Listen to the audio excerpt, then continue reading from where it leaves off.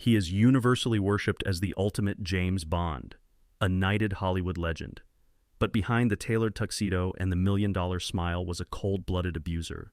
Imagine being an Oscar-nominated actress trapped in a hotel bathroom staring at your own bruised face after being violently beaten by the world's greatest hero. Now imagine that same hero sitting down with Playboy magazine and arrogantly declaring to millions of readers, "I don't think there is anything particularly wrong about hitting a woman." He didn't just survive this sickening confession, society celebrated him for it. He hoarded a $350 00000 empire while completely erasing the wife he terrorized. Today we are tearing down the untouchable myth of 007, tracing an unbroken timeline from a blood-stained hotel room in 1965 to the ruthless financial disowning of his own son. This is the awful truth Sir Sean Connery took to his grave. The year was 1962. The suffocating salty air of Gibraltar clung to the walls of a dingy hidden registry office. There were no flashing paparazzi cameras, no sprawling red carpets, and no Hollywood royalty in attendance. It was a sterile bureaucratic room hiding a secret that the most powerful studio executives in the world desperately wanted to bury. Standing in that room was 32-year-old Sean Connery, a man standing on the absolute precipice of a pop culture explosion. Beside him was Diane Cilento, a fiercely talented, breathtakingly brilliant actress who had already earned the ultimate industry validation and Academy Award nomination. They were getting married, but the ceremony felt more like a covert operation than a celebration of love. Connery was about to debut to the world as James Bond in Dr. No. The Hollywood PR machine had meticulously engineered a multi-million-dollar illusion selling Connery to the global masses as the ultimate untouchable single-sex symbol. To the studio bosses, a legal wife was a catastrophic marketing liability. So the union was aggressively shoved into the shadows, treated like a dirty secret hidden on a rock at the edge of Europe. But the true tragedy did not begin with the secrecy of the wedding. It began the exact moment the ink dried on the marriage certificate.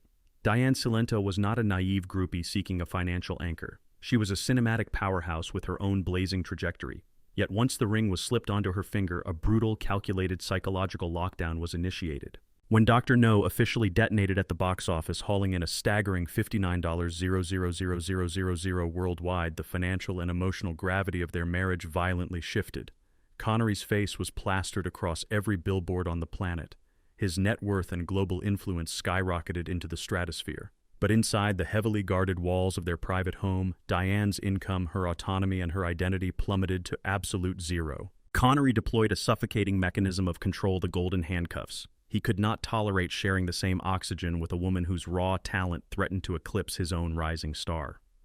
Through relentless psychological pressure, Diane was forced to completely dismantle her booming Hollywood career. The Oscar-nominated actress was systematically stripped of her scripts, her agency, and her voice, trading the grueling, rewarding adrenaline of a movie set for the deafening, isolating silence of a kitchen. Decades later, the agonizing reality of her erased identity bled through her memories. Recalling the psychological suffocation of those years, Diane confessed, "I was expected to be the little woman at home. The whole Bond thing took over our lives. He became a megalomaniac."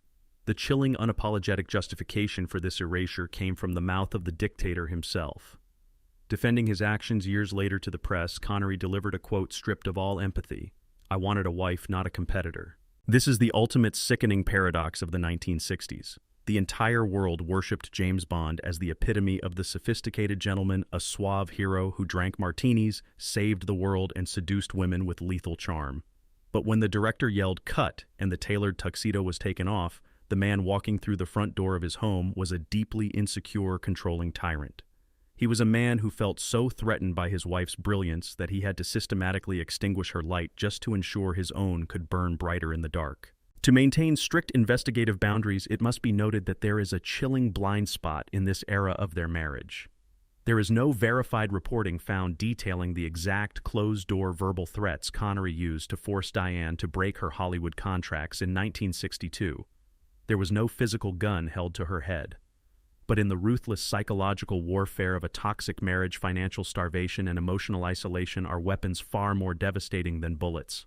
The brilliant actress had been effectively neutralized, trapped in an invisible cage built by the world's most beloved spy, completely unaware that the psychological abuse was about to escalate into horrific physical bloodshed. The year was 1965. The blistering, unforgiving desert heat of Almeria, Spain, radiated off the arid landscape, creating a suffocating atmosphere that perfectly mirrored the explosive tension building behind closed doors. Sean Connery was on location, isolated from the Hollywood press, shooting the grueling military drama, The Hill. Away from the flashing cameras and the manicured red carpets, the psychological cage he had built around his wife finally snapped. The covert emotional abuse erupted into raw, unrestrained physical bloodshed. Inside the claustrophobic confines of their luxury hotel room, a perceived slight, a minor forgotten disagreement triggered a terrifying metamorphosis. The suave, gentlemanly veneer of the world's most famous spy completely evaporated, replaced by a violent, towering aggressor.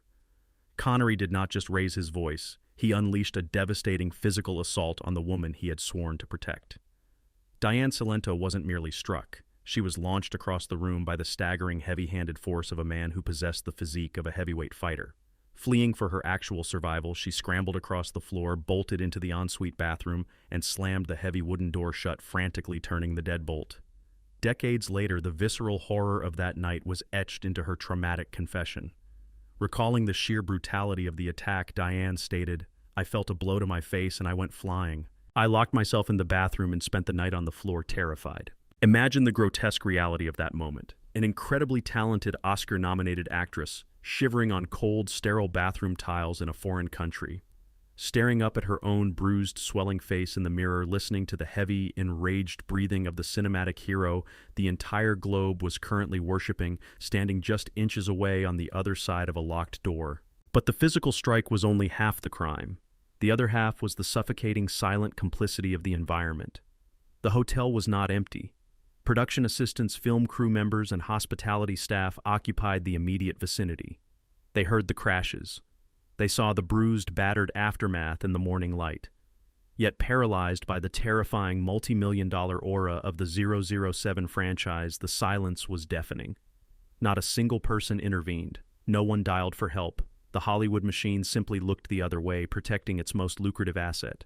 To maintain the strictest legal and investigative boundaries, it must be stated that there is absolutely no verified reporting found of any police report ever being filed in Spain regarding this violent altercation. In 1965, for a wildly wealthy international movie star, domestic violence laws were virtually non-existent. The badge of James Bond granted him absolute sickening immunity. If the bloodshed in Almeria was a dark, hidden secret, what happened mere months later was a grotesque global spectacle. In November 1965, Connery sat down for a massive, heavily circulated interview with Playboy magazine. This was the ultimate platform to craft his public persona. He could have played the charming diplomat. Instead, he handed the world a signed, printed smoking gun. When asked about his views on women, Connery did not hesitate. With chilling, arrogant certainty, he delivered a quote that remains one of the most unapologetic, sickening confessions in entertainment history. "I don't think there is anything particularly wrong about hitting a woman. An open-handed slap is justified if all other alternatives fail, and there has been plenty of warning." He didn't just admit to being an abuser, he published a manifesto defending it. He publicly codified his right to inflict violence on his wife. And the most terrifying paradoxical reality of the 1960s entertainment industry, he was not shunned. He was not investigated. Society actively celebrated his rugged, old-school masculinity. Millions of readers consumed that interview, and the box office receipts only multiplied. While Diane Cilento remained trapped in a violent, inescapable nightmare bleeding behind locked doors, the monster who put her there was officially crowned a god. The year was 1973. The grim, oak-paneled walls of a British divorce court became the final, unforgiving battleground for an 11-year nightmare. Diane Cilento had finally reached her absolute breaking point. Exhausted by over a decade of hidden physical brutality and her husband's rampant, unapologetic infidelity, flaunted publicly under the impenetrable guise of his James Bond charm, she officially filed for divorce. But stepping out of the physical cage of their toxic marriage did not mean stepping into freedom. It meant walking blindly into a financial slaughterhouse. The toll of this marriage was not merely emotional, it was entirely biological. In cases of chronic severe domestic trauma, the body always keeps the score. The vibrant, luminous, Oscar-nominated actress who walked into that hidden Gibraltar registry office in 1962 had been systematically erased. 11 years of relentless gaslighting, forced isolation, and physical terror had manifested deep within her flesh. She had aged prematurely, her once magnetic Hollywood aura completely drained, replaced by the hollow thousand-yard stare of a survivor who had fought a bloody losing war behind closed doors. She was running on physical and emotional fumes while the man sitting across the courtroom was operating at the absolute zenith of global power. By the early 1970s, Sean Connery was no longer just a wealthy actor. He was an autonomous financial empire. Just 2 years prior, in 1971, he had essentially extorted the panicked studio executives for an unprecedented king's ransom to return to the 007 franchise in Diamonds Are Forever. He secured a staggering base salary of $1,250,000 plus an unheard of 12.5% of the total gross box office receipts. He was swimming in tens of millions of dollars. Yet instead of offering a fair, equitable settlement to the woman whose booming career he had intentionally suffocated to protect his own ego, he weaponized his colossal fortune to destroy her. Connery deployed a phalanx of ruthless, high-priced attorneys with a singular vindictive directive: total financial starvation. He utilized the British legal system as an instrument of punishment, ensuring that the wife who dared to leave him the woman who knew the monstrous reality behind his million-dollar smile would be pushed to the brink of destitution. The litigation was not a negotiation. It was a siege designed to break her resolve and drain whatever meager resources she had left. Reflecting on the sheer cruelty of her ex-husband's scorched earth legal strategy, Diane later articulated the absolute devastation of her exit. Her words stripped away the glamorous illusion of a celebrity split, leaving only the raw, shattered bone of her ruin. I had lost my career, I had lost my identity, and when I finally left, he made sure I had virtually nothing left to rebuild with. He had taken her youth, her Oscar-level trajectory, and finally her financial security. To maintain the strictest legal and investigative boundaries, it must be formally recorded that the exact granular dollar amount of the final 1973 alimony payout remains permanently sealed within the impenetrable vaults of British family court records.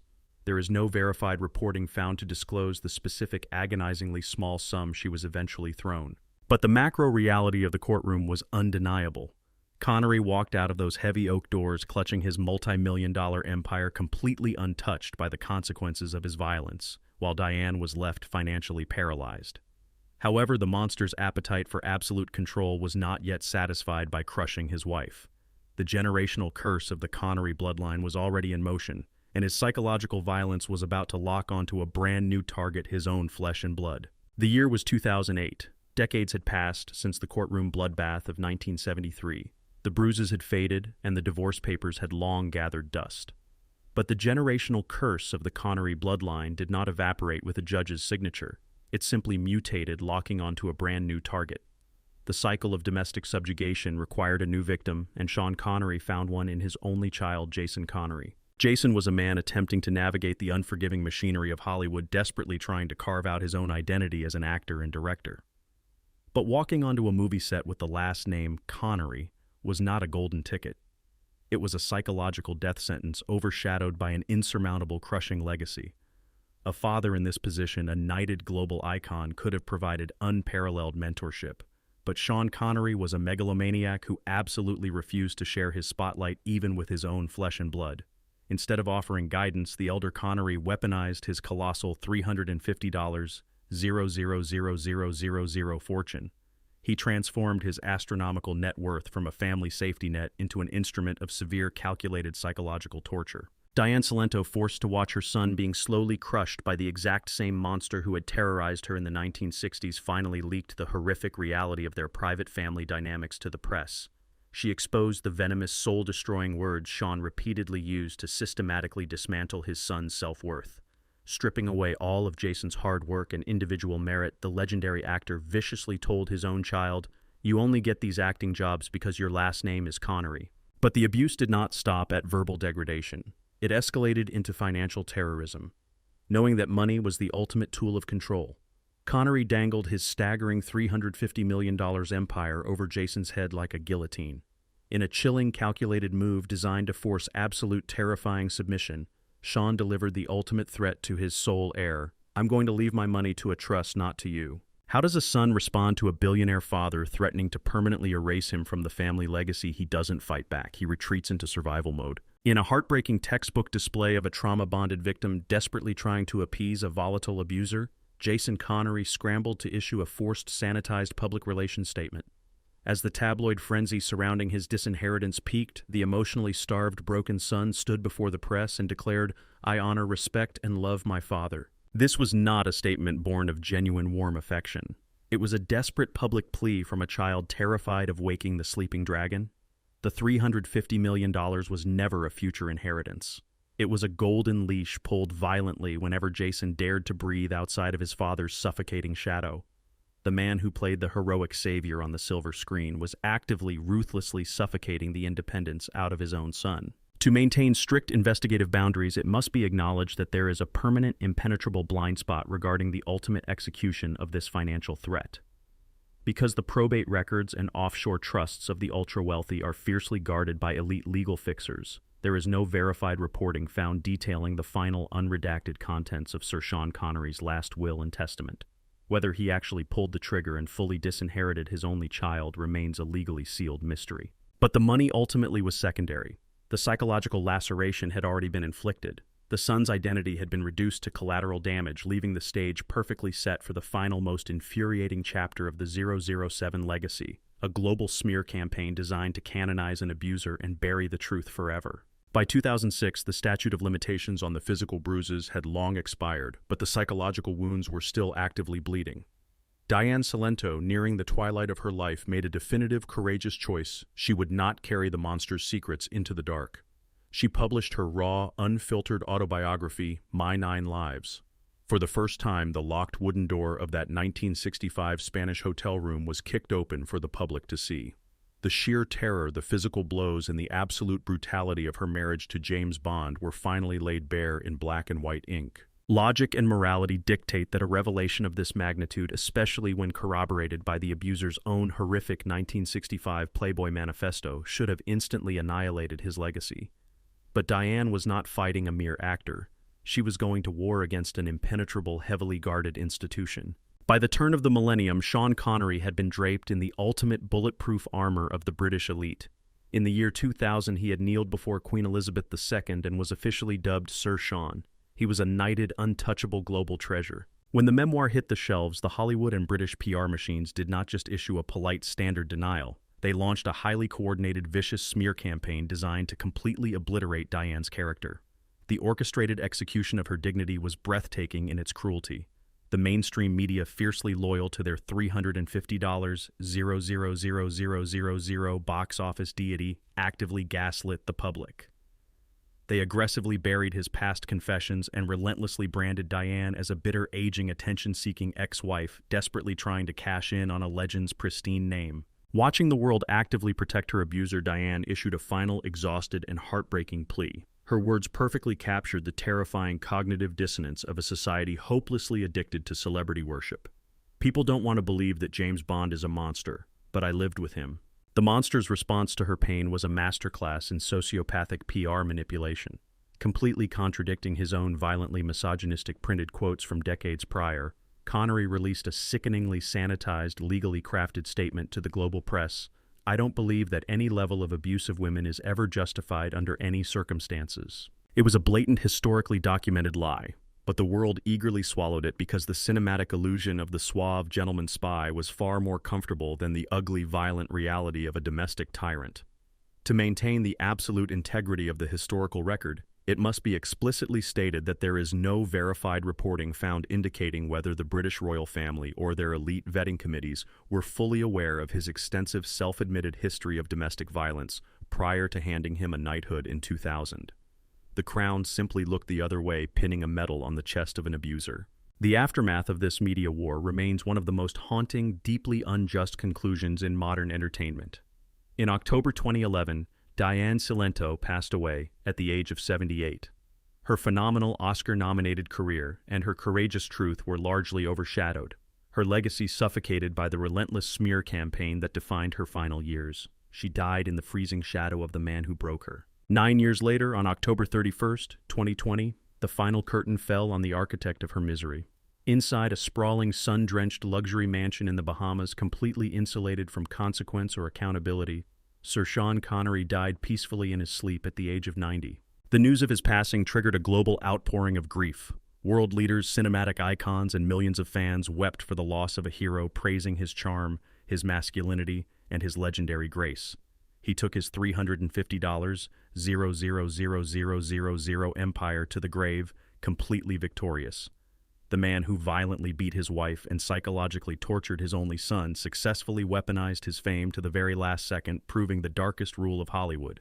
If the box office numbers are high enough, a tailored tuxedo and a charismatic smile can get away with absolutely anything.